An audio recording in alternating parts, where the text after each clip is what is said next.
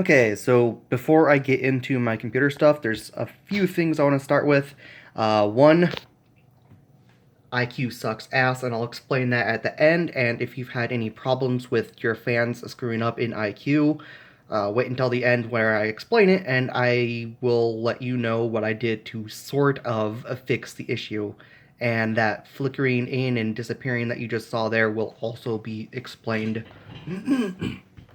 But let's start on a good note here. Cool Master, this keyboard is fucking amazing. The one I had before it was the Master Keys Pro S, and this one's got more of an angled curve to it here, but I'm guessing that's because this is actually aluminum, and if you bend aluminum too much it'd break. I'm fine with this angled curve, but I'm glad there's aluminum here and this is open and easier to blow stuff out of than the Master Keys Pro S I was previously using.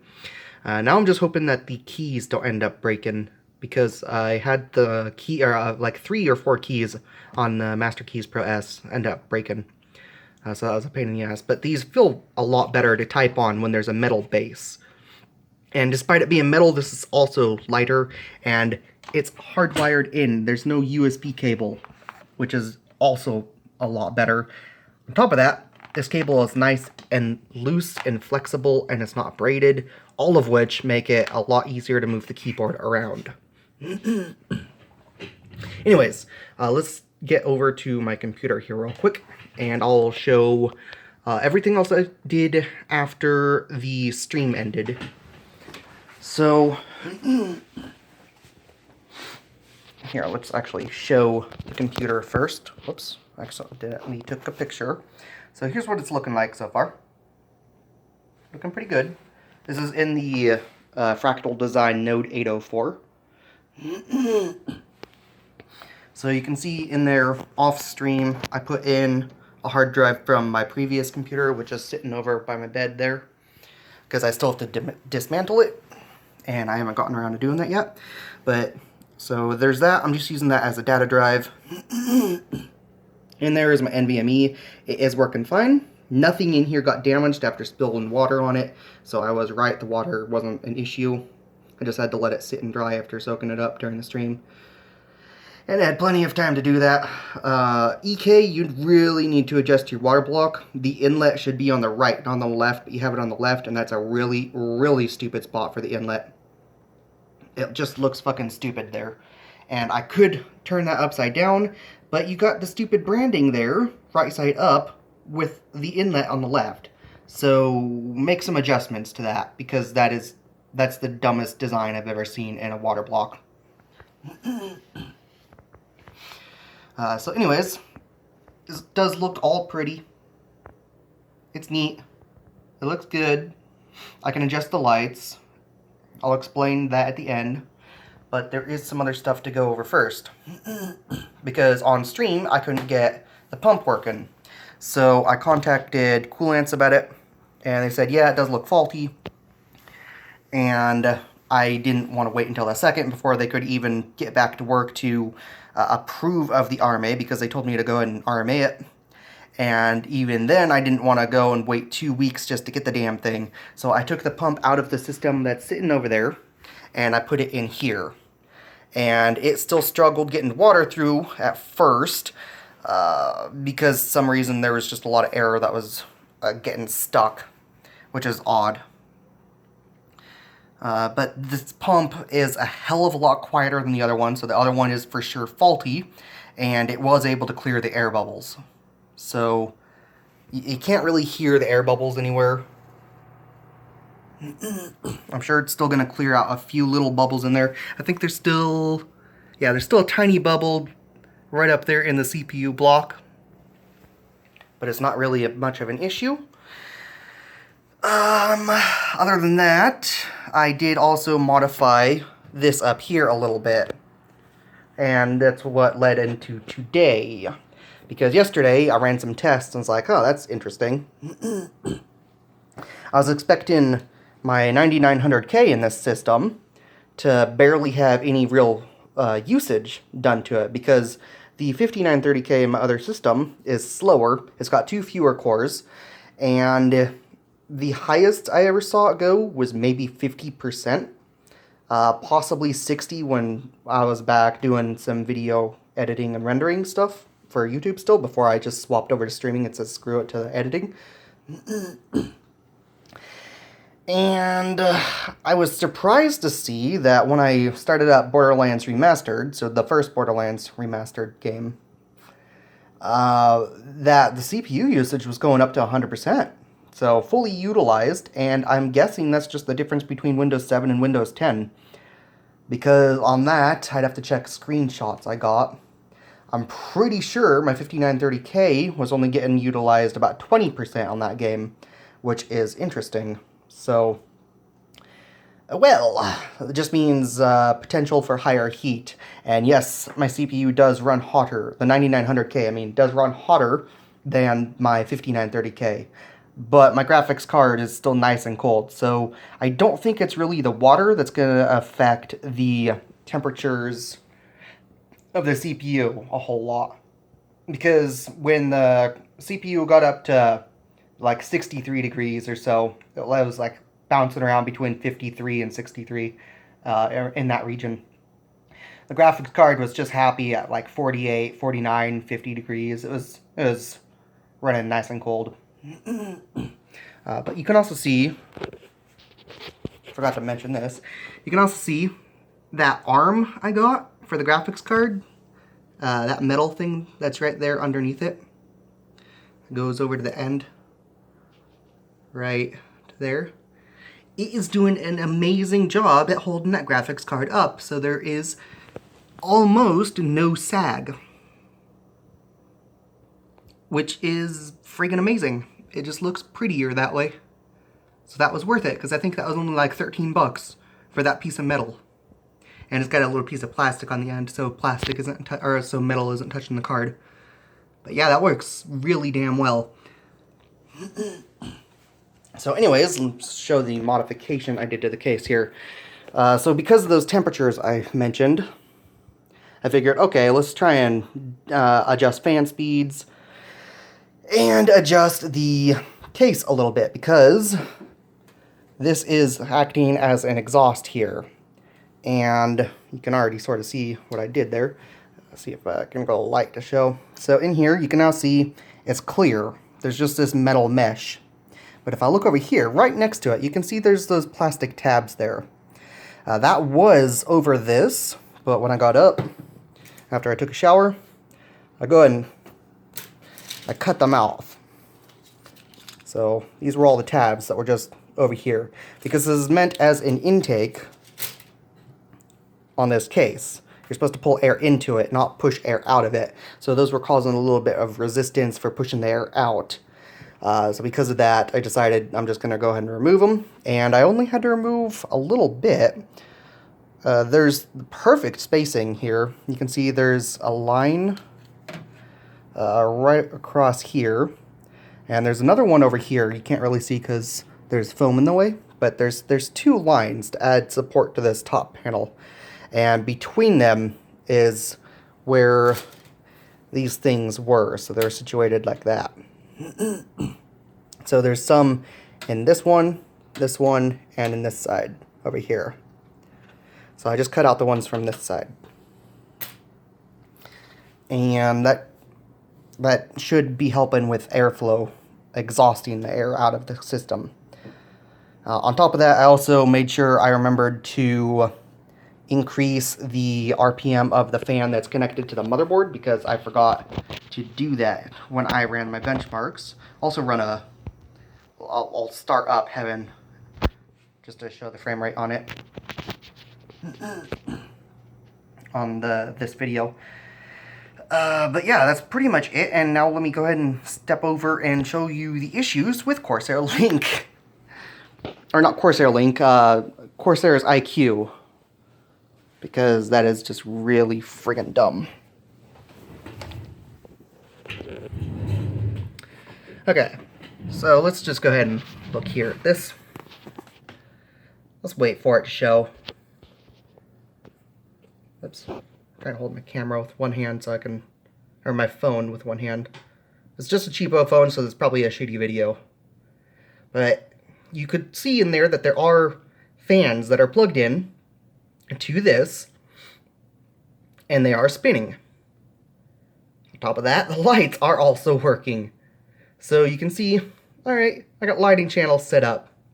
That's interesting, but this is, oh, there, they popped up. Oh, check it out. It said there were 4, there's only 2. Oh, it disappeared again. Would y'all look at that? Broken ass fucking software. And it's not just firmware, I already updated the firmware on that. So what I'm thinking is going on is it's shitty software. This program just sucks ass.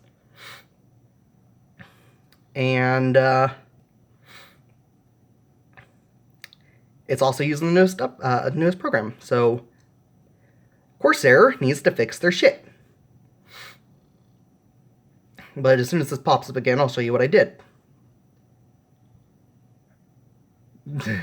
If it pops up. But there's a way I can sort of make it pop up more frequently.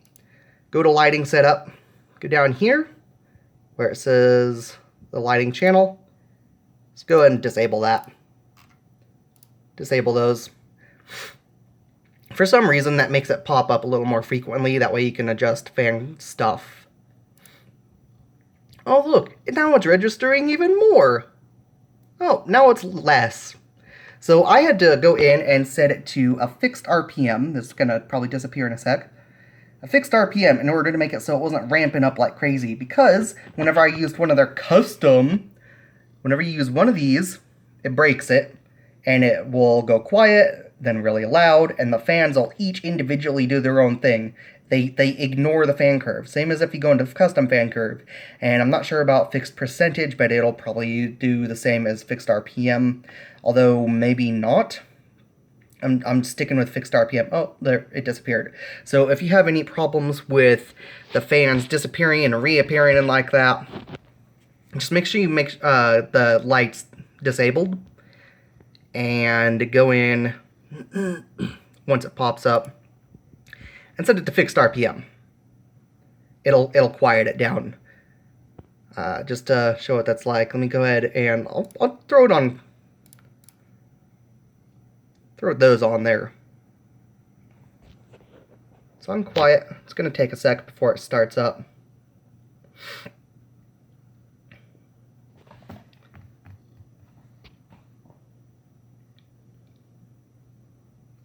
They're also clearly misreporting the RPM and the voltages.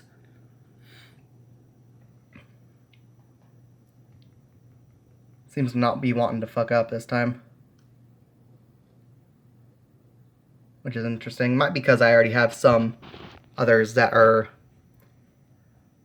set to... But it's kind of a pain in the ass to even try doing that. Because there's no guarantee those ones will pop up anytime soon.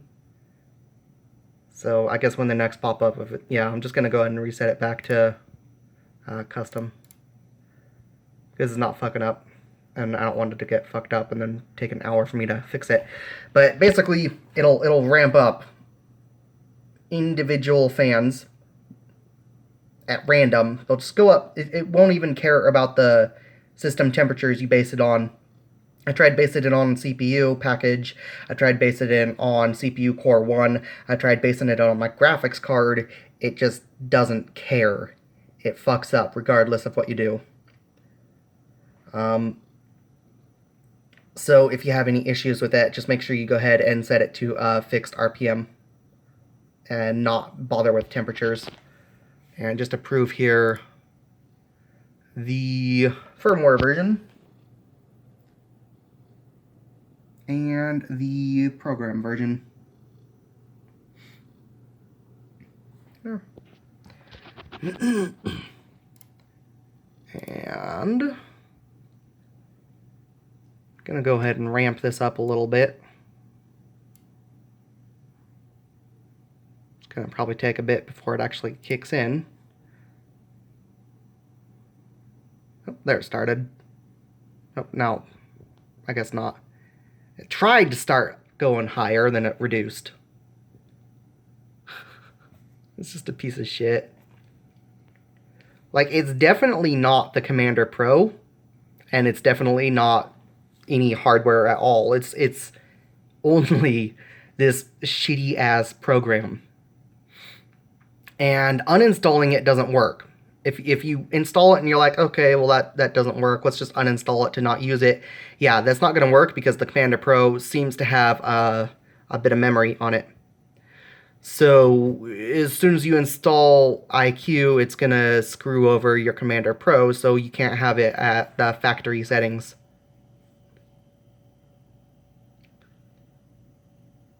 Oh wow, it's not even wanting to ramp up. It's ignoring the custom I set.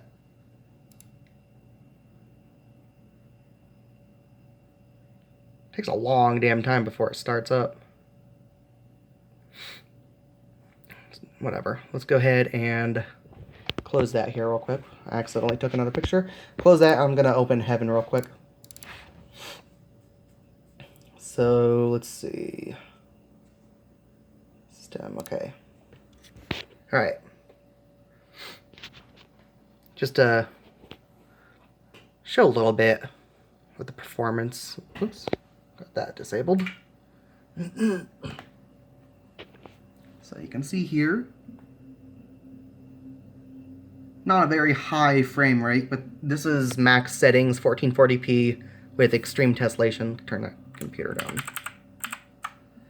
So yeah, the frame rate's going to be a little lower.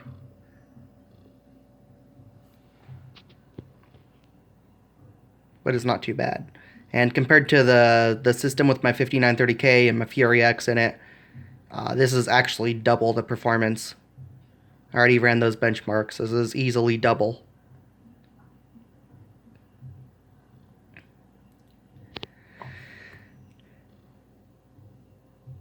And yeah, even Heaven, it's actually utilizing quite a bit of the CPU, which is surprising, but still not exactly 100% that it was utilizing on Borderlands Remastered. But you can see their GPU is way colder than CPU.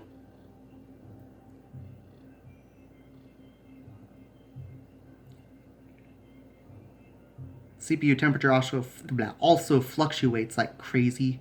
And I think it's just because of how small the CPU is. Because my 5930K was a hell of a lot bigger than my 9900K is. But it does bounce around a lot.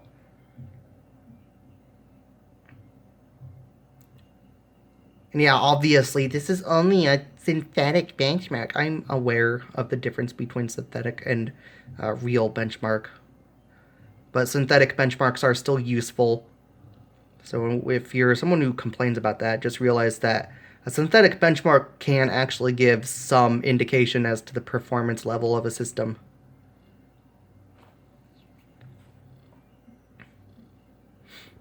It gives a good idea of it. And obviously, no, I didn't actually click run benchmark because I'm not going to sit here for the entire 5 or 10 minutes or however long this entire thing takes. Just showing a few little bits of it.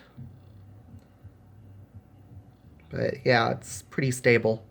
This fan still haven't ramped up. They're still running, sounds like maybe 1300 instead of 1250 is what I had it set to. I ramped it, or I increased them to 2200 before starting this. So, anyways, that's all I wanted to show. Let's go ahead and exit this. Oops. And yeah,